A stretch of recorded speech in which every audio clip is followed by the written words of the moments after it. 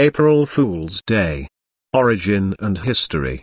April Fool's Day, sometimes called All Fool's Day, is one of the most light-hearted days of the year. Its origins are uncertain. Some see it as a celebration related to the turn of the seasons, while others believe it stems from the adoption of a new calendar. New Year's Day moves. Ancient cultures, including those of the Romans and Hindus, celebrated New Year's Day on or around April 1st. It closely follows the vernal equinox, March 20th or March 21st. In medieval times, much of Europe celebrated March 25th, the Feast of Annunciation, as the beginning of the new year.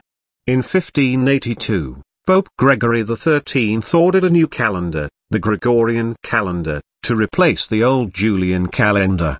The new calendar called for New Year's Day to be celebrated January 1st. That year, France adopted the reformed calendar and shifted New Year's Day to January 1st. According to a popular explanation, many people either refused to accept the new date, or did not learn about it, and continued to celebrate New Year's Day on April 1st. Other people began to make fun of these traditionalists, sending them on fool's errands or trying to trick them into believing something false. Eventually, the practice spread throughout Europe. Problems with this explanation. There are at least two difficulties with this explanation. The first is that it doesn't fully account for the spread of April Fool's Day to other European countries. The Gregorian calendar was not adopted by England until 1752, for example, but April Fool's Day was already well established by that point. The second is that we have no direct historical evidence for this explanation, only conjecture, and that conjecture appears to have been made more recently. Constantine and Kugel. Another explanation of the origins of April Fool's Day was provided by Joseph Boskin, a professor of history at Boston University. He explained that the practice began during the reign of Constantine, when a group of court jesters and fools told the Roman emperor that they could do a better job of running the empire. Constantine, amused, allowed a jester named Kugel to be king for one day.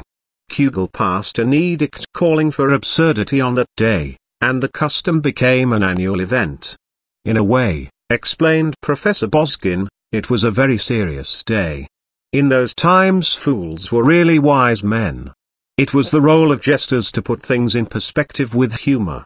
This explanation was brought to the public's attention in an Associated Press article printed by many newspapers in 1983. There was only one catch: Boskin made the whole thing up. It took a couple of weeks for the app to realize that they'd been victims of an April Fool's joke themselves. Spring fever. It is worth noting that many different cultures have had days of foolishness around the start of April, give or take a couple of weeks. The Romans had a festival named Hilaria on March 25th, rejoicing in the resurrection of Attis.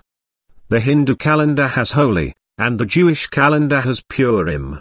Perhaps there's something about the time of year, with its turn from winter to spring, that lends itself to light-hearted celebrations. Observances around the world. April Fool's Day is observed throughout the Western world.